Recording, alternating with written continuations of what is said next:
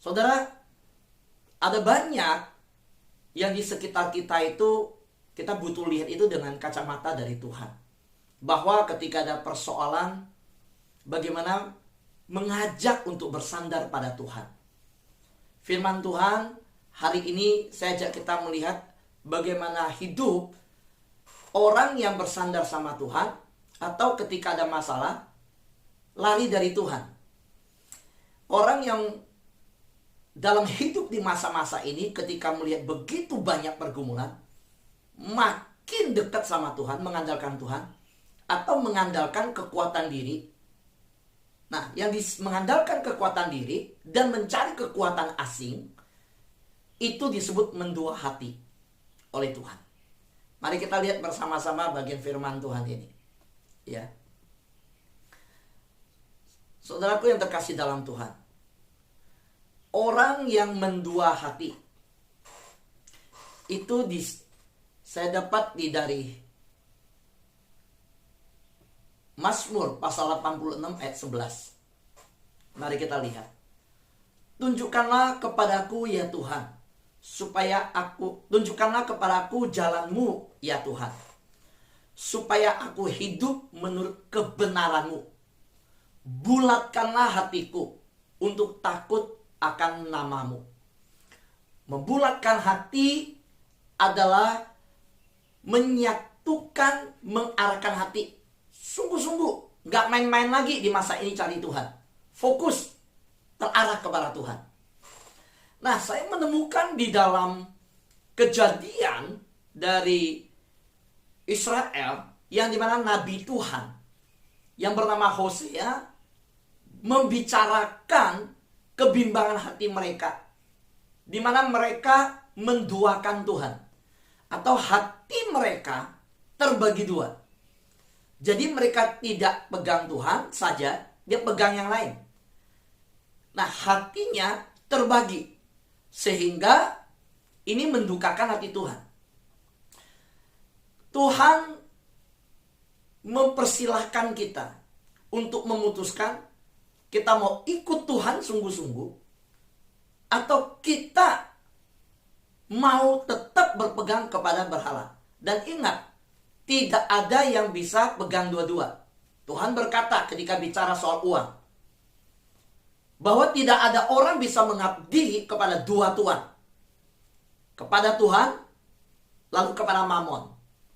Demikian juga Hosea mengingatkan Israel bahwa mereka sudah mendua hati. Dan Hosea memakai 3 perumpamaan. Yang pertama, orang yang hatinya mendua seperti roti setengah matang. Yang kedua, hati yang mendua itu seperti pria sombong yang tidak dapat melihat tanda-tanda penuaan dirinya.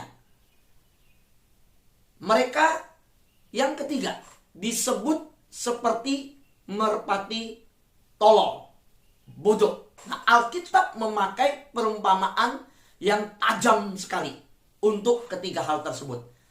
Mari kita lihat satu persatu apa yang dimaksud dengan roti setengah matang kalau orang mendua hati. Seperti itu. Seperti roti setengah matang, artinya mereka tidak akan diterima baik oleh Allah maupun oleh orang-orang di luar Allah yang disebut di dalam Perjanjian Lama di kitab Hosea, orang-orang kafir sebutannya. Saudara, orang yang mendua hati seperti roti setengah matang, yang dimana orang yang kalau mengerti tentang roti pada masa dimana Israel hidup sebagai bahan makanan utama mereka konsumsi, ya, dimana mereka mengelola dari gandum, mereka dari tepung mengelolanya, dan kalau satu sisinya tidak matang, itu tidak bisa dipakai, sia-sia, tidak berguna. Nah, ingat, hidup kita itu sangat berarti di mata Tuhan. Tuhan mau pakai hidup kita. Saudara, kalau mau dipakai Tuhan, Tuhan akan kasih kepekaan rohani Saudara bisa tahu mendoakan siapa yang sedang sakit, ada siapa yang sedang bermasalah, ada siapa yang perlu dituntun datang kepada Tuhan. Saudara, ada panggilan di hati. Sehingga saudara, Tuhan tidak pernah membiarkan anak-anaknya itu di hadapan Tuhan itu cuma menjadi perabot pajangan saja yang tidak berarti, tapi menjadi bejana yang isinya itu berharga. Demikian juga ketika umat Israel ditegur oleh Hosea bahwa mereka seperti roti setengah matang karena mereka mendua hati, jadi tidak berguna lagi di hadapan Tuhan. Bahkan untuk orang lain pun, ya, mereka juga tidak diterima. Bukan hanya tidak akan diterima oleh Allah, orang lain pun gak mau terima. Jadi, saya lihat kebenaran ini ya. Kalau hidup kita ketika sudah tidak berguna untuk Allah, di sesama seringkali tidak lagi berdampak. Orang pun tidak merasakan garam dan terang kita. Waktu Tuhan panggil kita menerangi sekitar dan terang kita redup. Bukan hanya untuk Allah kita tidak dilihat lagi berguna, tapi sesama pun gak merasakan manfaatnya. Itu yang terjadi. Nah, saudara, ayat di dalam Hosea pasal 7 ayat 8 berkata, Efraim mencampurkan dirinya di antara bangsa-bangsa. Efraim telah menjadi roti bundar yang tidak dibalik. Jadi hanya sebagian yang matang. Karena mereka mencampur dirinya di antara bangsa-bangsa lain yang Tuhan sudah katakan mereka harus murni. Saudara, kalau tidak murni di hadapan Tuhan, itu seperti emas yang belum dibersihkan dari kotoran-kotoran. Waktu api membakar, terus memproses emas. So kita lihat itu dibersihkan dari kotoran, baru jadi emas murni. Nah, Tuhan menyiapkan Israel, orang-orang benar, orang-orang pilihan. Ya, hari ini bicara tentang kita, saudara dan saya. Itu untuk pekerjaan Tuhan yang mulia. Dan Tuhan memurnikan kita dalam proses yang ada, menyiapkan untuk pekerjaan itu. Dan itu harus tidak tercampur, tidak palsu, tidak setengah-setengah. Yang kedua, kalau kita lihat konteks daripada perjanjian baru, ketika bicara tentang bagaimana hidup bagi Allah, umat Israel di masa Hosea menegur mereka, mereka itu terlibat dalam dosa-dosa bangsa lain. Kalau kita lihat Yudas pasal 1 22-23, firman Tuhan berkata, tunjukkanlah belas kasihan kepada mereka yang ragu-ragu. Selamatkan mereka dengan jalan merampas mereka dari api. Jadi Tuhan memberi tugas yang dimana perbuatan kasih yang dari Tuhan telah diterima dinyatakan kepada sesama.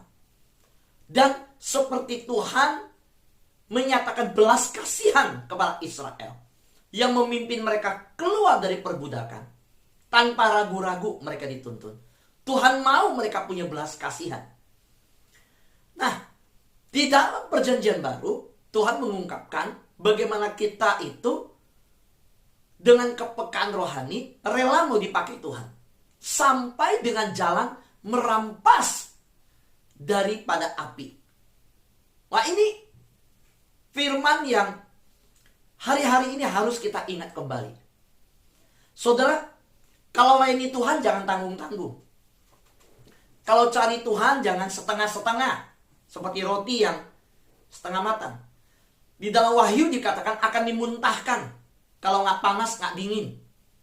Saudara, kita melayani, diajarkan menyelamatkan dengan jalan merampas mereka dari api. Api yang dimaksud di sini adalah kebinasaan. Api neraka. Kita lihat jalan mereka menuju kepada kebinasaan. Api penghukuman kekal. Segera rampas mereka keluar. Tetapi tunjukkanlah belas kasihan yang disertai ketakutan kepada orang-orang lain juga. dan bencilah pakaian mereka yang dicemarkan oleh keinginan-keinginan dosa. Nah, maksud dari ayat ini berbicara tentang kebenaran bahwa kita takut untuk tercemar. Takut mereka ini bukan takut orangnya, takut akan dosa, benci akan dosa. Diungkapkan benci pakaian mereka yang dicemarkan oleh keinginan-keinginan dosa. Jadi bangsa Israel bukan merebut bangsa lain melihat keagungan Allah. Harusnya mereka menjadi contoh satu bangsa yang hidup takut akan Allah sungguh-sungguh, yang murni. Tapi mereka justru tercampur, menjadi setengah, tidak murni.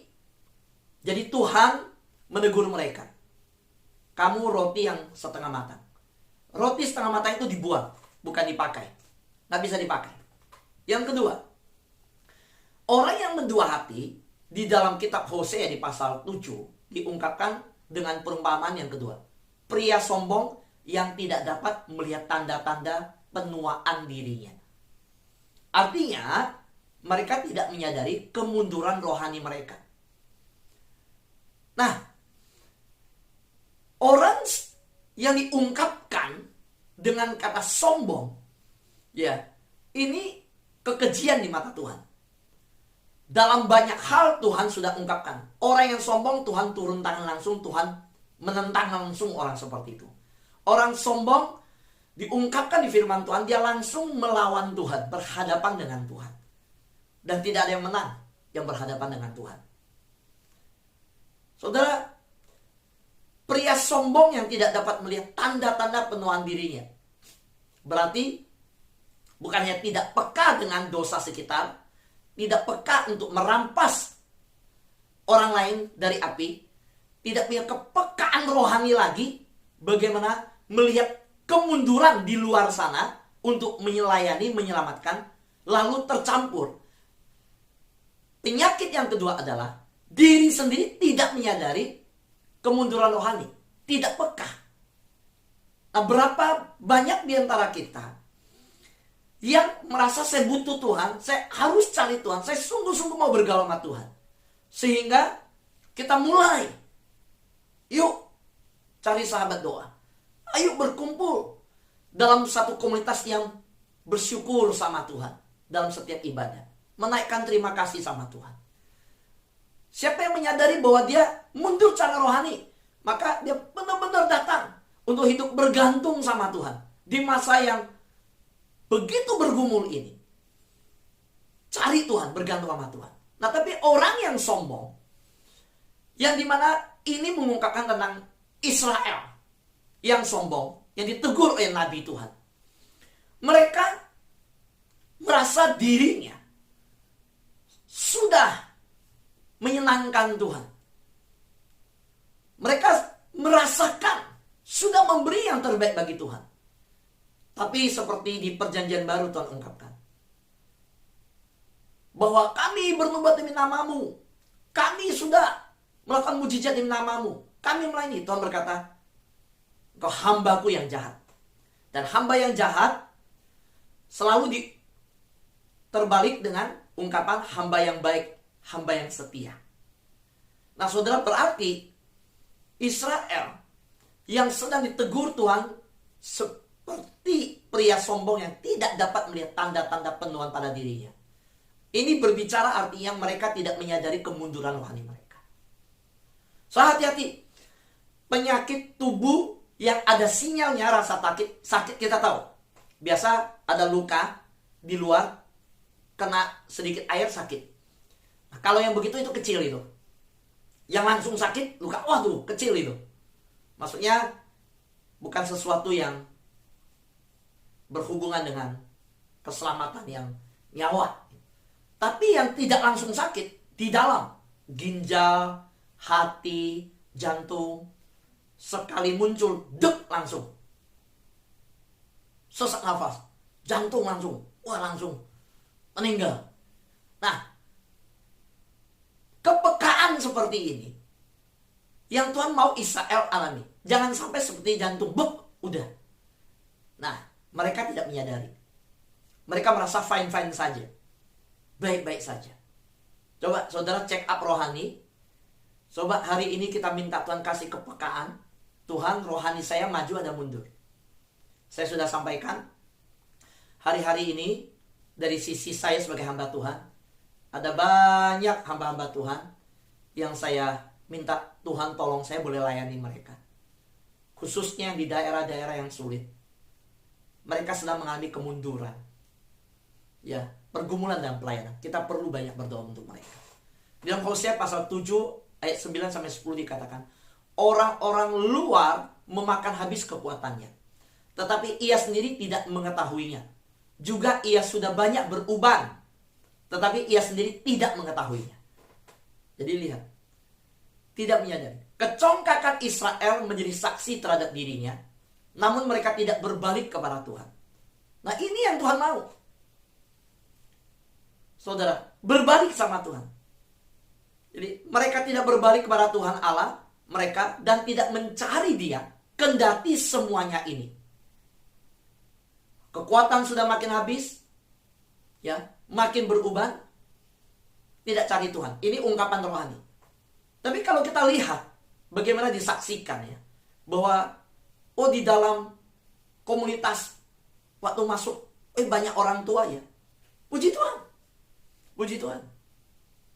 Makin ada umur, makin seperti sekarang ini, cari Tuhan, makin dekat sama Tuhan.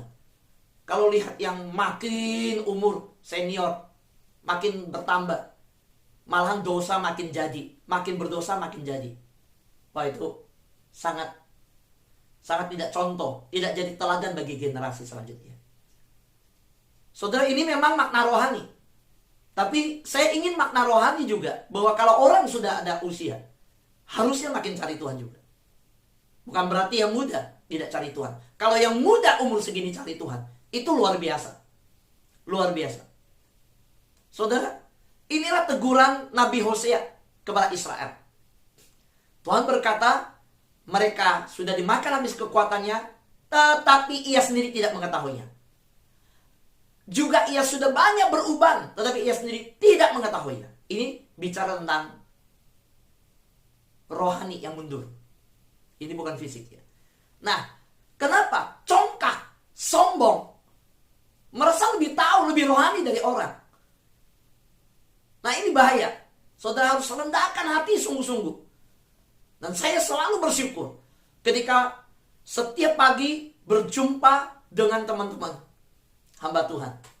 Saya ditopang doa oleh Ibu Pendeta Kencana, Pak Pendeta James, Pak Pendeta Parlin, Pak Pendeta Jakaria, ya, pendeta-pendeta muda, ya, ada Pak Hengki, Pak Santo, ada Pendeta Elia, ada banyak. Saudara, kita rindu sama-sama bertumbuh. Jangan sombong, kita harus cari Tuhan. Nah, saudara, jadi sebagai orang yang telah menerima Tuhan, kita mesti setia kepada Tuhan. Kalau kita ada pencobaan, mengalami peristiwa-peristiwa tragis yang kita alami, di satu pihak, itu menjadi teguran bagi kita untuk berbalik kepada Tuhan. Di lain pihak, menjadi motivasi kita untuk tetap teguh kepada Tuhan. Kemarin sudah saya ajarkan, kalau ada goncangan, tetap setia sama Tuhan, tetap teguh. Tapi di sisi lain, di dalam proses pemurnian, kita juga melihat, apakah mungkin ini teguran Tuhan, supaya saya berbalik, supaya saya makin cari Tuhan, makin dekat sama Tuhan. Saudara, nah jika salah satu sikap ini ada pada kita, sekarang ini saat ini, kita berubah sebelum kita celaka. Jadi kalau ada dua di mana Tuhan sedang berbicara melalui dua kejadian ini, nggak apa-apa, rendahkan hati. Tuhan, ini ada kejadian tragis, Tuhan ada goncangan besar. Yang mana nih Tuhan saya sebenarnya posisi? Saya sedang dimurnikan. Sungguh-sungguh pegang sama Tuhan. Justru jangan lepas Tuhan. Jangan ada masalah makin jauh dari Tuhan. Itu bahaya. Itu celaka. Makin teguh, makin setia sama Tuhan.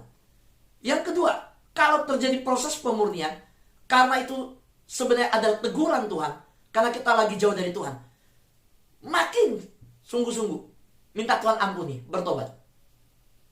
Saudaraku yang terkasih dalam Tuhan. Yang ketiga, seperti merpati tolol. Nah, ini bahasa yang sangat tajam sekali. Apa artinya? Ketika Nabi Tuhan menegur bangsa Israel, oh Israel pintar kok. Pintar. Orang hari ini semua kok teknologi dikuasai Israel semua. Saudara pakai teknologi apa sekarang? Pakai Waze, Google, laptop yang saya pakai khotbah. Semuanya ini ada teknologi Israel. Lalu kenapa disebut bodoh kalau orang pintar? Nah, Tuhan nilai pintar itu bukan di sini. Kepintaran itu ada kecerdasan spiritual juga. Nah, artinya merpati tolol, mereka terbang dari satu bangsa kafir kepada bangsa kafir lainnya dalam usaha yang sia-sia mencari pertolongan. Jadi Nabi Tuhan menegur mereka karena mereka mencari bantuan itu bukan ke Tuhan. Mereka ditimpa persoalan, mereka dihimpit masalah. Bukannya makin datang sama Tuhan, makin jauh lari dari Tuhan. Nah, itu yang saya peringatkan. Saudara, pagi hari ini, ingat peringatan Tuhan ini baik-baik. Biarlah firman Tuhan menuntun kita hari ini dengan sungguh-sungguh. Saudara, apa itu istilah merpati tolol? Yaitu keadaan plin-plan, bimbang. Orang yang bimbang jangan berharap mendapatkan sesuatu ketika berdoa. Doa itu harus dengan keyakinan. Nah, merpati tolol itu tidak memiliki pengertian. Jadi persekutuan bangsa Israel dengan Mesir, kemudian pergi ke Asyur. Nah, itu sebagai bukti tidak adanya kepercayaan sama Tuhan. Tuhan udah bilang jangan ke Asyur, jangan ke Mesir. Dia malah ke Mesir. Mesir nolak bantuan, dia datang ke Asyur. Jadi merpati bodoh itu kalau kita lihat. Kita tahu dalam sejarah merpati itu dipakai untuk antar surat sebelum zaman Pak Pos, gitu ya. Merpati pinter kok, bahkan tahu alamat. Kalau film-film, wah itu film-film Mandarin Kungfu kan, wah, atau film-film yang tertentu kan pakai rahasia, pakai merpati, tahu. Tetapi merpati bodoh itu nggak tahu alamat. Ya, alamatnya kan carinya ke Tuhan, alamatnya surga, alamatnya berlutut. Tapi dia nggak datang ke Tuhan, mudah dibujuk untuk bersekutu dengan negeri-negeri asing. Bahkan menyangka dapat meluputkan diri dari hukuman yang akan datang. Oh, nggak apa-apa, cari yang lain. Nggak mengingat bahwa Tuhan itu mengawasi, Tuhan melihat. Nah, saudara yang saya kasih dalam Tuhan, kalau di dalam Hosea pasal 7 ayat 11 di ASV ya, itu merpati itu yang tolol diungkapkan tuh without understanding. Nggak punya pengertian. Ya nggak ngerti, nggak paham. Kalau di dalam pakai bahasa terjemahan yang lainnya disebut bahwa nggak punya hati. Nggak punya hati itu nggak punya pertimbangan. Nggak tahu membedakan. Jadi, saudaraku yang terkasih dalam Tuhan, hari ini saya ingin mengajak kita bersama-sama ya, tetapkan hati kita untuk belajar firman Tuhan dengan sungguh-sungguh kita mengingat bahwa Tuhan mau kita bersama-sama hidup menetapkan hati ikut Tuhan sungguh-sungguh. Jangan mendua hati. Orang mendua hati jangan mengharapkan dapat apa-apa. Kalau di dalam ajaran keluarga saya, papa saya selalu kasih satu kalimat. Ini bahasa kami ya, papa saya kasih tahu. Jicak bunsin kiliong ya son, gitu apa? Satu badan nginjek dua perahu.